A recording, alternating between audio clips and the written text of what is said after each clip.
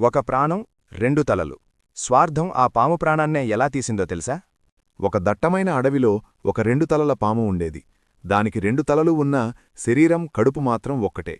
ఒకరోజు కుడివైపు ఉన్న తలకు ఎంతో రుచికరమైన ఆహారం దొరికింది. అప్పుడు ఎడమతల ఆశగా, నాకు కొంచెం రుచి చూడాలని ఉంది, దయచేసి ఇవ్వు అని అడిగింది. కానే కుడితల స్వార్థంతో, మన కడుపు ఒక్కటే కదా, నేను తిన్నా ఆ శక్తి నీకు కూడా వస్తుందిలే అని మొత్తం తానే తినేసింది. దీంతో ఎడమతల తీవ్ర అవమానానికి కోపానికి గురైంది. కొద్ది రోజుల తరువాత ఎడమతలకు ఒక విషపు కీటకం కనిపించింది. కుడితల మీద పగ తీర్చుకోవాలనే ఆవేశంలో, కుడితల భయంతో ఎంత బ్రతిమాలినా వినకుండా ఎడమతల ఆ విషాన్ని మింగేసింది.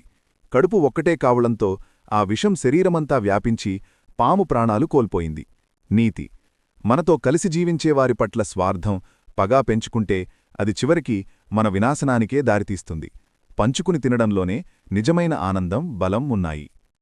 ఇలాంటి మరిన్ని ఇంట్రెస్టింగ్ కథల కోసం మినీ కథలు తెలుగు ఛానల్ను సబ్స్క్రైబ్ చేసుకోండి.